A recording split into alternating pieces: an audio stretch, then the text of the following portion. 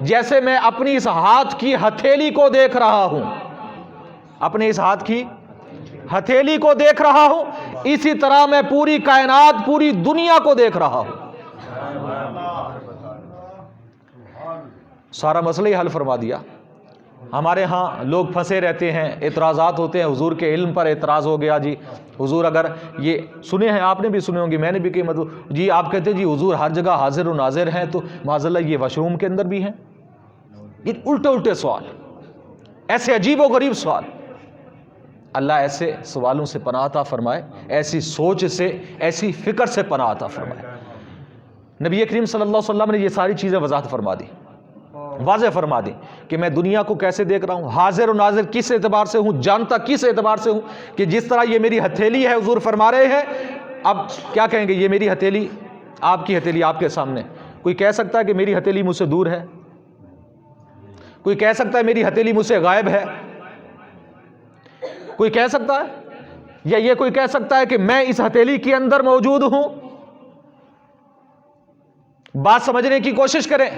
نبی کریم صلی اللہ علیہ وسلم فرما رہے ہیں میں اس کائنات کو ایسے دیکھ رہا ہوں کہ اللہ نے میرے سامنے اس پوری کائنات کو ہتھیلی کی مانند کر دیا ہے۔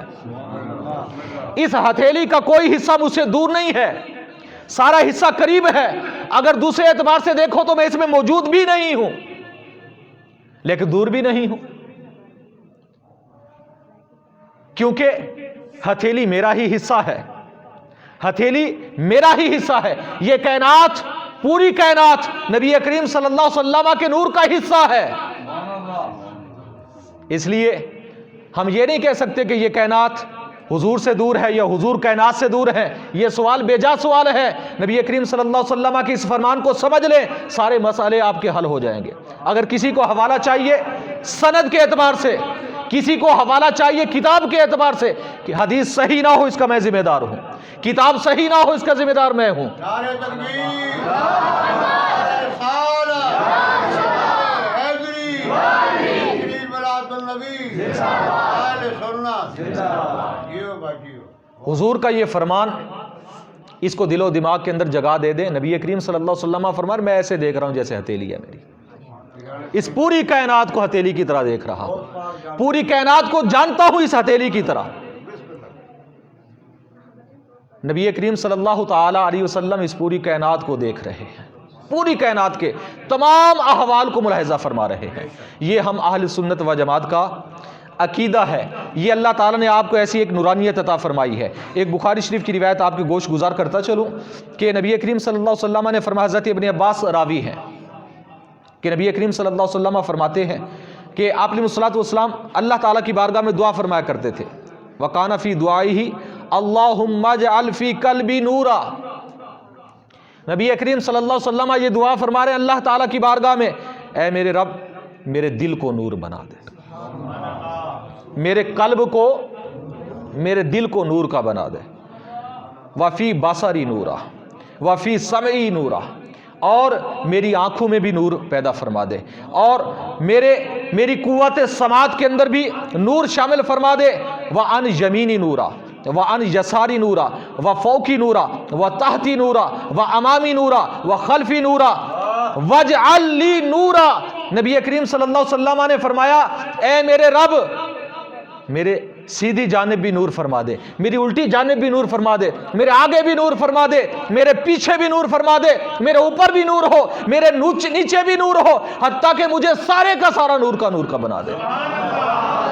یہ حدیث کس کی ہے؟ بخاری شریف کی۔ کس کی حدیث؟ بخاری کی حدیث ہے۔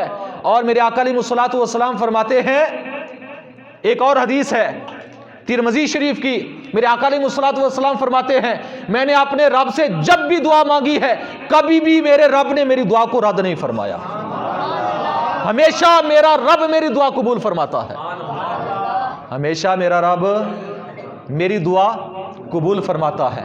تو اگر آپ کا یقین ہے کہ اللہ نے آپ کی اس دعا کو قبول فرمایا ہے تو حضور کا سراپا، حضور سر سے لے کر پاؤں تک نور ہوئے یا نور ہوئے کہ نہیں؟ نور ہوئے کہ نہیں؟ نبی کریم صلی اللہ علیہ وسلم کی مبارک ذات آپ نور بھی ہیں بشر بھی ہیں. ہم بشر کا بھی انکار نہیں کرتے. جو صرف بشر کہتے ہیں یہ غلط ہے, جو صرف نور کہیں یہ بھی غلط ہے. کیوں؟ ہم نور بھی مانتے ہیں بشر بھی مانتے ہیں. کیوں مانتے ہیں؟ اس لیے قرآن نے آپ کو نور بھی کہا بشر بھی کہا, احادیث میں آپ نور بھی ہیں بشر بھی ہیں. ہمارا ایمان ہمارا یقین اللہ اور رسول ہے, جو اللہ اور رسول کہتے ہیں ہم اس کو مانتے ہیں. جو اللہ رسول نے بشر بھی کہا نور بھی کہا, ہم بشر بھی مانتے ہیں نور بھی مانتے ہیں. لیکن یہاں پر یہ بھی ذہن میں رکھیں کہ آپ بشر ہیں, ہماری مثل نہیں ہیں. بے شک بشر ہیں, ہماری مثل نہیں ہے. کئی احادیث گواہ ہیں اس پر, کئی, ایک نہیں کئی احادیث گواہ ہیں. نعرے تکبیر, نعرے رسالت, نعرے رسالت, نعرے حیدری, نعرے تحقیق, نعرے سنت. تاجدار ختم نبوت زندہ باد زندہ باد تاجدار ختم نبوت زندہ باد زندہ باد. لبیک لبیک لبیک یا رسول اللہ, لبیک لبیک لبیک یا رسول اللہ, لبیک لبیک یا رسول اللہ. ایک مشہور روایت ہے, آپ نے سنی ہوگی, بخاری و مسلم شریف کی ہے, کہ نبی کریم صلی اللہ تعالی علیہ وسلم نے ایک مرتبہ صوم وصال رکھے, لگاتار روزے. یعنی صوم وصال اسے کہتے ہیں کہ جس میں نہ افطار ہو نہ سحری ہو, لگاتار روزہ کئی کئی دن کا. نبی کریم صلی اللہ علیہ وسلم نے 3 دن کے, ایک ہفتے کے, 8 دن کے, 10 دن کے لگاتار روزے رکھے. حضور کے جو صحابہ تھے نا, وہ حضور کی اتباع میں بہت حریص تھے. کیا تھے؟ حریص. حضور کی اتباع کرتے تھے, آپ کے نقش قدم پر چلا کرتے تھے, آپ کی پیروی کیا کرتے تھے. ایک آج ہم ہیں, صرف زبانی دعویٰ ہے, صرف زبانی دعویٰ ہے. خدا کی قسم ہمارے دل میں حضور کی سچی محبت نہیں ہے. اگر سچی محبت ہوتی تو یہ ہماری جو مسجد ہے یہ نماز کے وقت بھری ہونی چاہیے. اگر حضور کے ساتھ سچی محبت ہو تو ہمارے چہرے پر حضور کی سنت ہونی چاہیے. ننگے سر نہ پھریں, کسی کے ساتھ دھوکہ نہ کریں, کسی کے ساتھ فراڈ نہ کریں, تمام مسلمانوں سے محبت اور پیار سے پیش آئیں اگر سچی محبت حضور کے ساتھ ہے تو. بہرحال حضور کے صحابہ حضور کے ایسے دیوانے کہ جو بھی حضور کی ادا دیکھتے, جو بھی سنت مصطفیٰ دیکھتے, اس پر عمل پیرا ہونے کی کوشش کرتے. حضور کے صحابہ نے دیکھا کہ حضور صوم وصال رکھ رہے ہیں, لگاتار روزے رکھ رہے ہیں. میرے آقا علیہ الصلوۃ والسلام کی اس سنت کی پیروی کرنے کے لیے کئی صحابہ تیار ہو گئے, انہوں نے صوم وصال رکھنا شروع کر دیا. دوسرا تیسرا دن ہوا, صحابہ نڈھال ہو کر حضور کی بارگاہ میں آ گئے. یا رسول اللہ صلی اللہ علیہ وسلم, آپ کی طرح صوم وصال کے روزے رکھے ہیں لیکن چلا نہیں جاتا, اٹھا نہیں جاتا, کمزور ہو گئے. میرے نبی کریم صلی اللہ علیہ وسلم نے کیا فرمایا؟ مسلم شریف کی حدیث کے الفاظ ہیں. نبی کریم صلی اللہ علیہ وسلم نے فرمایا, ایوکم مثلی, تم میں سے کون ہے جو میری مثل ہو؟ ایوکم مثلی, تم میں سے ہے کوئی جو میری مثل ہو؟ سمجھ نہیں آئی بات؟ حضور کے صحابہ ہیں, انبیاء کے بعد, انبیاء کے بعد کائنات کے اندر, انبیاء کے بعد کائنات کے اندر اگر مخلوق میں کوئی افضل ہے, حضور کے صحابہ ہیں. تمام اولیاء سے افضل و اعلیٰ حضور کے صحابہ ہیں. حضور کے صحابہ کو خود حضور فرما رہے ہیں, تم میں سے ہے کوئی جو میری مثل ہو؟ میرے آقا علیہ الصلوۃ والسلام نے فرمایا, میرا رب مجھے کھلاتا بھی ہے پلاتا بھی ہے. میرا رب مجھے کھلاتا بھی ہے پلاتا بھی. تو وہ کھلانا پلانا کیا تھا؟ نورانیت ہے ساری, یہ نورانیت مصطفیٰ ہے. رب بھی کھانے سے پاک ہے. نورانیت مصطفیٰ جب اپنے جلال پر ہوتی ہے تو پھر کھانے سے وہ بھی پاک و منزہ ہوتی ہے. نبی کریم صلی اللہ علیہ وسلم نے فرمایا, ایوکم مثلی, ہے کوئی تم میں سے جو میری مثل ہو؟ حضور کی مثل کوئی بشر نہیں, حضور بشر ہیں لیکن بے مثل و مثال بشر ہیں.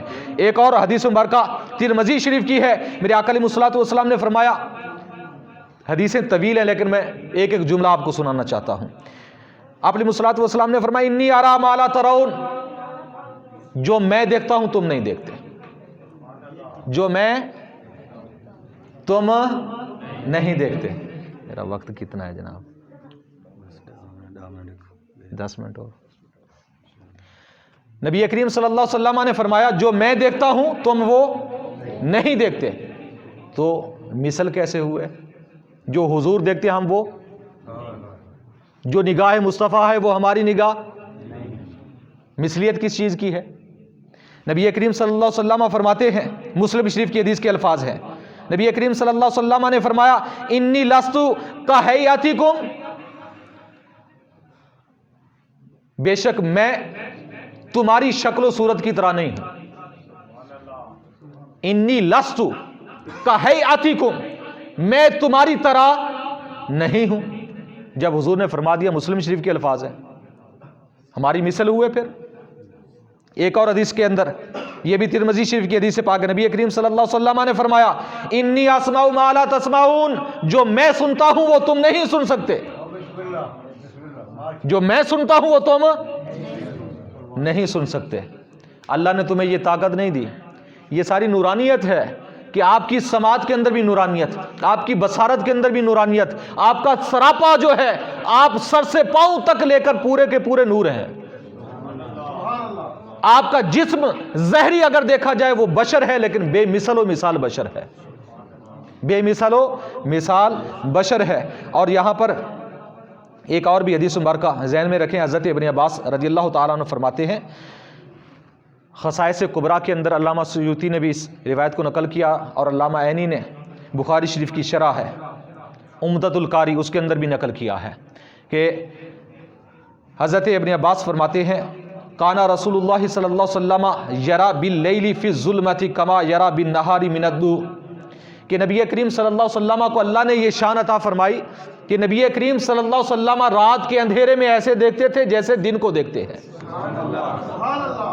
آپ کے دیکھنے کا کمال کیا تھا؟ ہمیں رات میں کچھ نظر آتا ہے؟ نہیں آتا نا. ہمارا نبی جیسے دن کی روشنی میں دیکھتا تھا ویسے رات کی روشنی میں دیکھتا تھا. یہ شان اللہ نے آپ کو عطا فرمائی, یہ شان آپ کو اللہ نے عطا فرمائی ہیں. اور نبی کریم صلی اللہ تعالی علیہ وسلم کی ذات گرامی کا مقام و مرتبہ دیکھیں. دلائل النبوہ کے اندر امام بہقی نے یہ روایت نقل کی ہے. حضرت انس بن مالک فرماتے ہیں لما قبض رسول اللہ صلی اللہ علیہ وسلم اظلمت المدینہ, فرماتے ہیں جب نبی کریم صلی اللہ علیہ وسلم کا ظاہری وصال ہوا نا, پورے کا پورا مدینہ اندھیرے میں ڈوب گیا. لفظی اندھیرا نہیں, حقیقی اندھیرا تھا, دن لیکن اندھیرا چھا گیا. اس کا عالم کیا تھا؟ حضرت انس فرماتے ہیں حتی لم ینظر بعضنا الی بعض, فرماتے حتیٰ کہ یہ عالم ہو گیا ہمیں ایک دوسرا کوئی نظر نہیں آتا تھا, ہم کسی کو دیکھ نہیں سکتے تھے, اتنا گہرا اندھیرا چھا گیا مدینہ پاک کے اندر جب حضور کا وصال ہوا کہ ہم کسی کو دیکھ بھی دن کی روشنی میں بھی نہیں دیکھ سکتے تھے. ہماری مثل بشر ہے. لوگ کہتے ہیں ہماری مثل نہیں, بشر بھی ہے, افضل البشر ہے, بشر بھی ہے, سید البشر ہے, بشر بھی ہے, بے مثل و مثال بشر ہیں. نبی کریم صلی اللہ علیہ وسلم کے ظاہری وصال کے وقت حضور کے صحابہ فرماتے ہم ایک دوسرے کو نہیں دیکھ سکتے تھے. وَقَانَ أَحَدُنَا يَبْسُطُ يَدَا فَلَا يُبْصِرُهَا, فرماتے ہیں حتیٰ کہ ہم میں سے ایک شخص اپنی ہتھیلی بھی پھیلاتا نا, ہتھیلی بھی نظر نہیں آتی تھی. یہ عالم ہو گیا تھا. حتیٰ کہ ہماری ہتھیلی بھی ہمیں اندھیرے میں, آپ جائیں رات کے اندھیرے میں, رات کا جو اندھیرا ہے ایک نارمل اندھیرا, اس میں آپ کو بندہ بھی نظر آ سکتا ہے. ٹھیک ہے پہچان نہ آئے لیکن پتہ چلے گا کوئی ہے, کوئی چیز جا رہی ہے, ہتھیلی بھی نظر آئے گی, آپ کو چیز پڑی ہے وہ بھی نظر آئے گی. لیکن دن کے وقت حضور کے جانے سے اندھیرا ایسا چھایا, حضور کے صحابہ فرماتے ہمیں اپنا ہاتھ بھی نظر نہیں آتا تھا, اپنی ہتھیلی بھی نظر نہیں آتی تھی.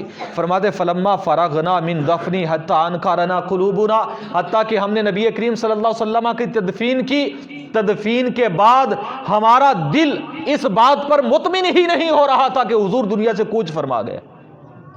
ہمارے قلوب انکار کر رہے تھے اس بات کا, ہمارے دل یہ چیز مان ہی نہیں رہے تھے کہ حضور دنیا سے تشریف لے جا چکے ہیں. حضور کے صحابہ یہ فرما رہے ہیں. تو اللہ نے یہ شان آپ کو عطا فرمائی, یہ شان اللہ نے آپ کو عطا فرمائی ہیں. تو یہ چیزیں ذہن کے اندر رکھیں. اس کے علاوہ حضور نبی کریم صلی اللہ تعالی علیہ وسلم کے ایک آدھ فرمان اور جو ہماری تربیت کے حوالے سے بھی ہے، اور اس میں نبی کریم صلی اللہ علیہ وسلم کی شان بھی ہے، آپ کے گوش گزار کر کے اجازت چاہوں گا۔ بخاری شریف کی ایک حدیث مبارکہ ہے، نبی کریم صلی اللہ علیہ وسلم نے ارشاد فرمایا انی لا عالم آخر اہل النار خروجا منها وآخر اہل الجنت دخولا۔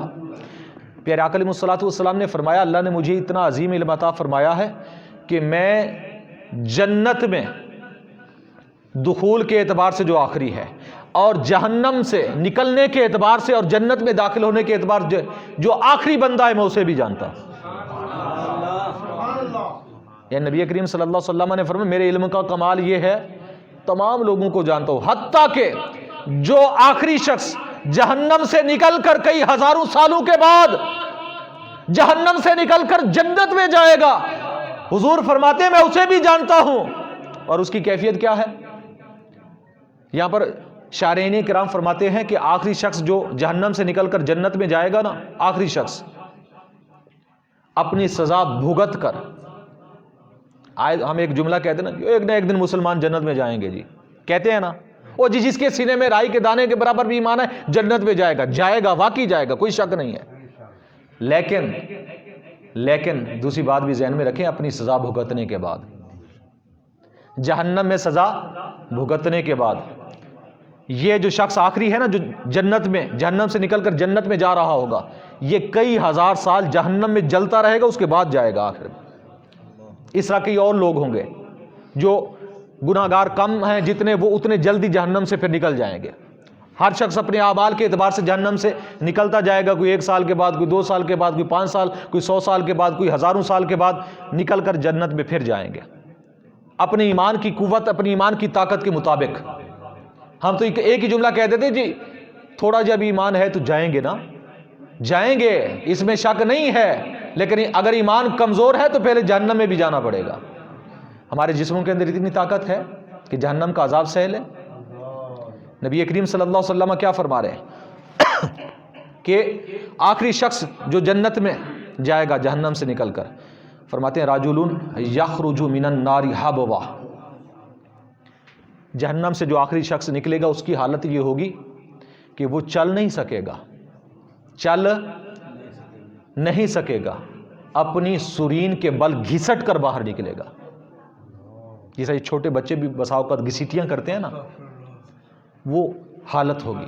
بخاری کی روایت ہے یہ، نبی کریم صلی اللہ علیہ وسلم فرما رہے ہیں سرین کے بل گھسٹ کر باہر نکلے گا جہنم سے۔ اب یہ حدیث کافی طویل ہے لیکن میں آپ کو تھوڑا سا شارٹ کر کے بتاتا ہوں۔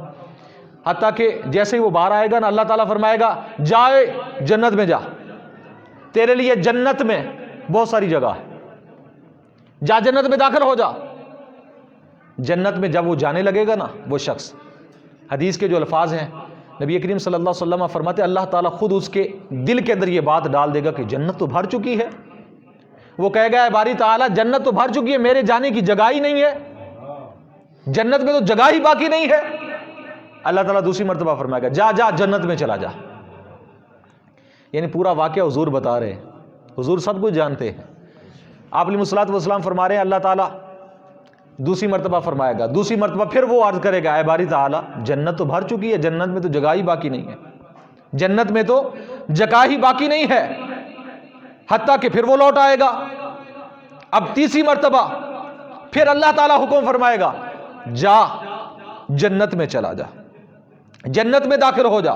فَإِنَّ لَكَ مِثْلَ الدُّنْيَا وَعَشْرَةِ أَمْثَالِهَا، اللہ تعالیٰ فرمائے گا وہ جا جنت میں جا، تیرے لیے جنت میں پوری دنیا بلکہ پوری دنیا کی 10 مثل جگہ تیرے لیے باقی ہے، یعنی 10 گنا دنیا سے بھی زیادہ جگہ تیرے لیے جنت میں ہے۔ تو کہتا ہے جنت بھر چکی ہے، تو کہتا ہے جنت میں جگہ نہیں ہے۔ وہ جنت کوئی چھوٹی سی چیز نہیں ہے، سب جنت میں چلے جائیں گے، ایک شخص آخری جو ہے اسے اللہ تعالیٰ نے اتنا مقام و مرتبہ عطا کرنا ہے، اپنی سزا بھگتنے کے بعد جنت میں جائے گا تو اس کو جگہ کتنی ملے گی؟ آج ہم شہر میں ایک مرلہ خریدنے کے لیے بھی کتنی محنت کرتے ہیں کہ جی شہر کے اندر روڈ پر ایک مرلہ مل جائے، 2 مرلے جگہ مل جائے، بہت محنت و مشقت کر کے سب کچھ وہ کہتے ہیں اکٹھی کر کے تو ہماری کوشش ہوتی ہے کہ کارنر کا ایک پلاٹ مل جائے. تو جنت وہ عظیم چیز ہے، بہت عظیم چیز ہے، اور ہے بھی سستی، مہنگی نہیں ہے، سستی ہے. اور یہ ادنا جو جنتی ہے اسے مل رہی ہے اس پوری دنیا کی 10 گنا جنت میں جگہ ملے گی. جو آخری جنتی ہے، تو جو پہلے چلے گئے ہوں گے اللہ تعالیٰ نے انہیں کتنا نوازا ہوگا. جو نیکوکار ہوں گے، جنہوں نے اس دنیا کے اندر اپنے رب کو راضی کیا ہوگا، جنہوں نے دنیا کے اندر اپنے حبیب کو، اپنے نبی کو راضی کیا ہوگا، انہیں اللہ مقام کتنا عطا فرمائے گا. یہ تو آخری ہے نا. تو اللہ تعالیٰ جب یہ فرمائے گا نا، جا تیرے لیے 10 گنا دنیا کی مثل جگہ ہے جنت میں. فیقول، تو پھر وہ کہے گا آخری مرتبہ، تیسری مرتبہ، اتسخر منی وانت الملک، تو رب ہو کے میرے ساتھ مذاق کرتا ہے. یہ ساری گفتگو حضور بتا رہے ہیں. وہ شخص کیا کہے گا؟ وہ شخص کیا کہے گا کہ تو رب ہو کے میرے ساتھ مذاق کرتا ہے. ایک تو میں جہنم میں ویسے بھی جلا ہوا ہوں، میری حالت غیر ہے، میری حالت ایسی ہے کہ دیکھنے والی نہیں، اور تو رب ہو کر میرے ساتھ مذاق کر رہا ہے. یعنی اس کی حالت ایسی ہوئی جائے گی، ذہنی کیفیت ایسی بن جائے گی نا، جہنم کے اندر پڑے کئی عرصے تک جہنم میں پڑا رہے گا نا، اب اسے یقین ہی نہیں آ رہا ہوگا کہ میں جنت میں جا رہا ہوں. کوئی بھی شخص دیکھے دنیا میں بھی ایک مصیبت میں اگر لمبا عرصے تک وہ گرفتار ہو جائے نا، پھر نکلنے کی امید چھوڑ دیتا ہے، مایوس ہو جاتا ہے. تو وہ مایوسی کے عالم میں وہ کہے گا کہ میرا رب تو میرے ساتھ مذاق کرتا ہے، 10 گنا جنت میں جگہ میرے لیے. حضور نبی کریم صلی اللہ علیہ وسلم نے جب یہ فرمایا، فَلَقَدْ رَأَيْتُ رسول اللہ صلی اللہ علیہ وسلم ضَاحِكَ حَتَّى بَدَتْ نَوَاجِذُهُ، نبی کریم صلی اللہ علیہ وسلم نے فرمایا کہ حتیٰ کہ حضور کے صحابہ فرماتے ہیں، جو راوی حدیث ہیں، کہ ہم نے حضور کو دیکھا کہ اس وقت نبی کریم صلی اللہ علیہ وسلم اتنا مسکرا رہے تھے کہ آپ کے مبارک دانت بھی نظر آ رہے تھے. یہ گفتگو بھی اس شخص کی، آخری شخص کی اور اللہ تعالیٰ کے درمیان جو گفتگو چل رہی ہے وہ بھی بتا رہے ہیں، اور نبی کریم صلی اللہ علیہ وسلم مسکرا بھی رہے ہیں ایسے انداز میں کہ آپ کے مبارک دانت بھی نظر آ رہے ہیں، آپ کے مبارک دانت بھی نظر آ رہے ہیں. حتیٰ کہ آپ علیہ الصلوۃ والسلام نے فرمایا، ذاک ادنا اہل الجنت منزلہ، آپ نے فرمایا یہ ادنا جنتی کا مقام و مرتبہ ہے. یہ ادنا جنتی کا مقام و مرتبہ ہے کہ اللہ تعالیٰ اسے جنت میں اتنا مقام و مرتبہ عطا فرمائے گا. تو کوشش کریں اپنے رب کو بھی راضی کریں، حضور کو بھی راضی کریں، اور جنت میں عظیم مقام لیں. ہم جتنے یہاں بیٹھے ہیں نا، 5 سال کے بعد ہم میں سے ہو سکتا ہے تقریباً 10-15 لوگ نہ ہوں، 10 سال کے بعد 20-25 نہیں ہوں گے، 30-40 سال جب گزر گئے نا، ہم میں سے آدھے سے بھی زیادہ لوگ دنیا سے چلے گئے ہوں گے. 50-60 سال کے بعد میرے خیال میں ہم میں سے کوئی نہیں ہوگا اس دنیا میں. کہ میں غلط کہہ رہا ہوں؟ یہ ایک حقیقت ہے کہ نہیں ہے؟ دنیا میں کتنا عرصہ ہم نے رہنا ہے، تو پھر اتنا محنت دنیا کے لیے کیوں کر رہے ہیں؟ ٹھیک ہے کریں، جتنا عرصہ دنیا میں رہنا ہے، جتنا وقت یہاں گزارنا ہے، اتنی تگو دو کریں. لیکن عقل مند ترین شخص وہ ہے، نبی کریم صلی اللہ علیہ وسلم نے فرمایا، جو دنیا میں جتنا رہنا ہے اتنا دنیا کے لیے، اور جتنا عرصہ اس نے قبر و آخرت میں رہنا ہے اتنا قبر و آخرت کے لیے تیاری کرے. لیکن ہمیں قبر و آخرت کی کوئی فکر نہیں ہے، صرف دنیا کی فکر ہے. ایک آخری روایت بخاری شریف کی سنا کر آپ سے اجازت چاہتا ہوں. میرے آقا علیہ الصلوۃ والسلام نے فرمایا، دنیا کے اندر جو مالدار شخص ہے، مالدار جسے اللہ نے بہت کچھ دیا ہے، مالدار ہونے کے بعد وہ مال کے حقوق ادا کرتا ہو. کیا کرتا ہو؟ مال کے حقوق ادا کرتا ہو. یہاں پر ایک اور بھی روایت مجھے ذہن میں آ گئی. نبی کریم صلی اللہ علیہ وسلم نے فرمایا، میں نے، یہ بھی بخاری کی روایت ہے، میں نے جنت و دوزخ کو ملاحظہ کیا، دیکھا، جنت کو دیکھا، جنت میں سب سے زیادہ غریب لوگ ہیں. جنت میں کون ہے سب سے زیادہ؟ غریب لوگ. یہ حضور کا فرمان بخاری کا. اور میں نے جہنم کو دیکھا، میرے آقا علیہ الصلوۃ والسلام نے فرمایا، جہنم کے اندر میں نے دیکھا سب سے زیادہ امیر لوگ اور عورتیں گئی ہوئی ہیں. جہنم میں کون زیادہ ہے؟ عورتیں اور امیر و کبیر لوگ زیادہ ہیں، غریب زیادہ جنت میں ہیں. یہ بخاری کی روایت ہے. اور میرے آقا علیہ الصلوۃ والسلام نے عورتیں کثرت سے کیوں گئی، زیادہ کیوں گئی؟ ایک اور حدیث کے اندر ہے، میرے آقا علیہ الصلوۃ والسلام نے فرمایا 100 میں سے 99 عورتیں جہنم میں جائیں گی۔ حضور کے صحابہ نے جب وجہ پوچھی نا، میرے آقا علیہ الصلوۃ والسلام نے فرمایا اس وجہ سے کہ یہ اپنے شوہر کی نافرمانی کریں گی، شوہر کی نافرمانی کی وجہ سے 100 میں سے 99 عورتیں جہنم میں، ایک عورت جنت میں جائے گی۔ تو اگر ہم یہ چاہتے ہیں کہ ہماری بچیاں، ہماری بیٹیاں، ہماری بہنیں جہنم سے بچ جائیں تو اسے شوہر کے آداب سکھائیں، بتائیں کہ شوہر کا مقام و مرتبہ کتنا ہے۔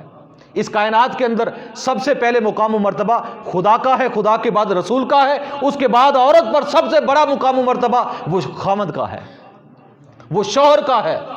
جب نافرمانی عورت کرتی ہے شوہر کی تو اس لیے حضور فرما رہے ہیں سب سے زیادہ عورتیں جہنم میں نے دیکھی، اور اس کے بعد پھر امیر کبیر لوگ ہیں۔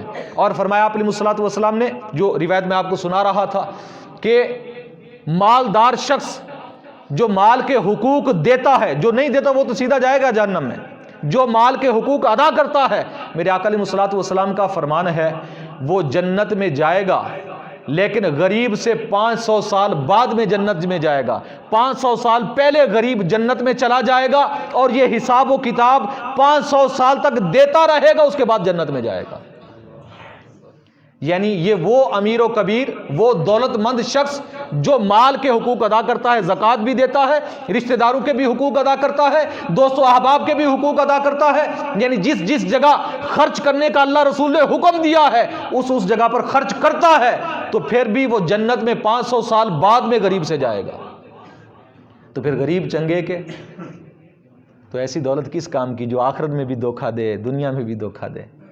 کمانا غلط نہیں ہے، لیکن کچھ فکر آخرت بھی کر لیں، آخرت کی کچھ نہ کچھ تیاری کر لیں، اپنے نبی کو بھی راضی کر لیں۔ یہ میلاد منانے کا مقصد یہ اتنا ہے کہ ہمیں حضور کی سچی جو محبت ہمارے دلوں میں اگر آ گئی نا، تو پھر ہمیں حضور کی سنت کی پیروی کی جو چاشنی ہے، جو مٹھاس ہے، وہ نصیب ہو جائے۔